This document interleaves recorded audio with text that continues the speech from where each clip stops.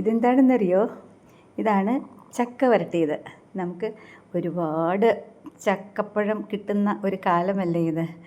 അപ്പോൾ നമ്മളത് വിദേശത്തേക്ക് കയറ്റി അയച്ച് അവർക്ക് ഉപകാരപ്രദമാക്കുകയാണ് ഇപ്പോൾ ചെയ്യാറുള്ളത്.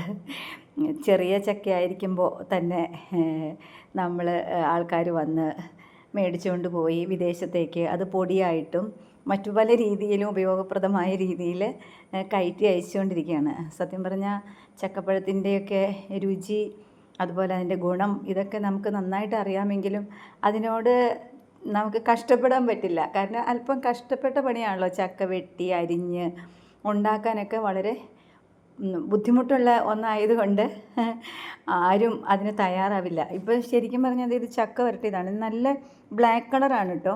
പക്ഷെ നമ്മൾ വീഡിയോ എടുത്തു കഴിയുമ്പോൾ അതിനത്രയും കളർ കിട്ടുന്നില്ല എന്നേ ഉള്ളൂ. ശരിക്കും ബ്ലാക്ക് കളറാണ്. നല്ല കറുത്ത ശർക്കര, മറയൂർ ശർക്കരയും കൊണ്ടാണ് ഉണ്ടാക്കിയത്. അപ്പം നമ്മൾ ചക്ക വെട്ടി ചുളയെടുത്ത് അതിലെ കുരുവും ചവണി അതെല്ലാം കളഞ്ഞിട്ട് നമ്മൾ ചെറുതായിട്ട് അരിഞ്ഞ് മിക്സിയിൽ നന്നായിട്ട് അടിക്കണം. നന്നായിട്ട് അടിച്ചിട്ട് നമ്മൾ അടുപ്പത്ത് വെച്ച് കുറച്ച് ശർക്കര നീര്, അത് നമ്മൾ മധുരം നോക്കുമ്പോൾ ഞാൻ പ്രത്യേക അളവ് നോക്കാറില്ല. നമ്മൾ ആ ചക്കയ്ക്ക് മധുരം എന്തുമാത്രം കിട്ടുമെന്നനുസരിച്ച് നമ്മൾ ശർക്കര 1 കിലോ ശർക്കര ഞാനങ്ങ് ഉരുക്കി വയ്ക്കും.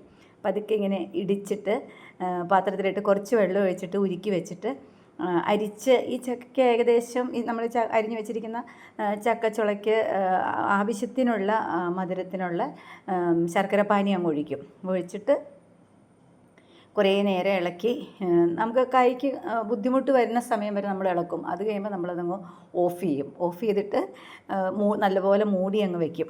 ഈ പല്ലി അങ്ങനെയുള്ള സംഭവങ്ങളൊക്കെ കയറാതെ നമ്മൾ സുരക്ഷിതമായിട്ട് വെച്ചിട്ട് പിന്നെ നമ്മൾ പിറ്റേ ദിവസമാണ് ഞാൻ വീണ്ടും അത് ഇളക്കുന്നത്. അങ്ങനെ ഓരോ ദിവസവും എല്ലാ ദിവസവും ഇളക്കിയില്ലെങ്കിൽ അത് പൂത്തു പോകാനൊക്കെ സാധ്യതയുണ്ട്. അപ്പോൾ പൂത്തു പോകാതെ നമ്മൾ എല്ലാ ദിവസവും കുറേശ്ശെ നമുക്ക് പറ്റുന്ന പോലെ നമ്മുടെ കൈയുടെ ആരോഗ്യം അനുസരിച്ച് നമ്മൾ ഇളക്കി അതിൻ്റെ ജലാംശം മുഴുവനും വറ്റിച്ചങ്ങ് വെക്കും. അത് കഴിഞ്ഞ് അടുത്ത ദിവസം ഇളക്കും. അപ്പം നമുക്കൊരു കഷ്ടപ്പാടില്ല. അപ്പോൾ ചക്ക വരട്ടുക എന്ന് പറഞ്ഞാൽ നമുക്കൊരു ഭാരമായിട്ട് തോന്നില്ല. അങ്ങനെ പല ദിവസങ്ങൾ കൊണ്ട് ഇളക്കി അതിൻ്റെ ജലാംശം എല്ലാം വറ്റിച്ച് അവസാനമാകുമ്പോൾ ഞാൻ സ്വല്പം നെയ്യ് ചേർക്കും. സ്വല്പം നെയ്യ് ചേർത്ത് കഴിയുമ്പം അത് അടിയിൽ നിന്നൊക്കെ ഇങ്ങനെ വിട്ട് വരാനൊക്കെ വളരെ നമുക്ക് എളുപ്പം കിട്ടും. അത് കഴിഞ്ഞിട്ടൊരു സൂത്രമുണ്ട്. ഇത് പെട്ടെന്ന് ഉറച്ച് കിട്ടാനുള്ളൊരു സൂത്രമുണ്ട്. നമ്മൾ ഒരുപാട് ഇളക്കാതെ തന്നെ ഇത് ഉറയ്ക്കുന്നതിന് നമ്മൾ വറുത്ത അരിപ്പൊടിയില്ലേ, അപ്പത്തിനൊക്കെ ഉണ്ടാക്കി വെച്ചിരിക്കുന്ന അരിപ്പൊടി, അത് കുറേശ്ശെ ഇങ്ങനെ വിതറും പോലെ കുറേശ്ശെ ഇട്ടിട്ട് വീണ്ടും ഇളക്കണം. അപ്പം നമുക്ക് ഏകദേശം അറിയും ഇത് ഉണങ്ങി വരാൻ എന്തോരം അരിപ്പൊടി ചേർക്കേണ്ടി വരുമെന്ന്. നമ്മൾ കുറേശ്ശെ ഇടുമ്പോൾ നമുക്കറിയാമല്ലോ ഇത് ഉണങ്ങി വന്നെ. അങ്ങനെ അരിപ്പൊടി നന്നായിട്ട് ഇട്ടിട്ട് ഇളക്കി എടുത്തു കഴിഞ്ഞാൽ പെട്ടെന്ന് ഇതിങ്ങനെ ഇതേ പരുവത്തിൽ വരും, ഉണങ്ങി വരും. ഇങ്ങനെ നല്ലപോലെ കുറച്ച് അരിപ്പൊടി ഇട്ട് ഇത് ഉണങ്ങി വരുന്ന ആ സമയത്ത് നമ്മൾ അല്പം നെയ്യ് ഒഴിച്ചു കൊടുക്കണം. എന്നിട്ട് തിരിച്ചും മറിച്ചും ഇട്ടിട്ട് ഇത് നല്ലപോലെ ഇതേ പാകത്തിന്, ഇപ്പോൾ ഇത് കണ്ടോ, കൈ തൊട്ട് കഴിഞ്ഞാൽ കണ്ടോ കയ്യിലൊന്നും പിടിക്കത്തില്ല. ആ നെയ്യുടെ അംശം മാത്രമേ ഉള്ളൂ. കണ്ടോ, ഇനിയിപ്പോൾ കണ്ടോ കയ്യിലേക്ക് ചക്കയുടെ അംശമൊന്നുമില്ലല്ലോ, നമ്മുടെ ആ നെയ്യുടെ അംശം മാത്രമേ ഉള്ളൂ. അപ്പോൾ നന്നായിട്ട് ഇത് ശരിയായിട്ടുണ്ടെന്നുള്ളതാണ്. അപ്പോൾ ഒരുവിധം നല്ലപോലെ പാകമായെന്ന് തോന്നുമ്പോൾ നമ്മളിതുപോലെ ഒരു സ്റ്റീൽ പ്ലേറ്റിൽ അല്പം നെയ്യ് ഒഴിച്ച് ഇങ്ങനെ പരത്തിയിട്ട് നമ്മൾ എന്ത് ചെയ്യണം, ഈ ചക്ക ഇതുപോലെ ആക്കിയത് ഉരുളിയിൽ നിന്ന് ഇങ്ങോട്ട് കോരി ഇതുപോലെ നിരത്തി അങ്ങ് വെക്കണം. എന്നിട്ട് നമ്മളൊരു വാഴയില എടുക്കണം. വാഴയില എടുത്തിട്ട് അത് പതുക്കെ ഒന്ന് വാട്ടണം. അടുപ്പത്ത് വെച്ചിട്ടേ പതുക്കെ ഒന്ന് വാട്ടിയേച്ച് അതിന് നെയ്യ് പരത്തി വെച്ച് ഇങ്ങനെ വാഴയിലയും കൊണ്ട് ഇതുപോലെ ഇങ്ങനെ ഷേപ്പാക്കി വെക്കണം. അപ്പോൾ ഒരു കാണാൻ ഭംഗിയായിട്ടില്ലേ, ഒരുപോലെ നിരത്തി നമ്മളങ്ങ് വെക്കണം.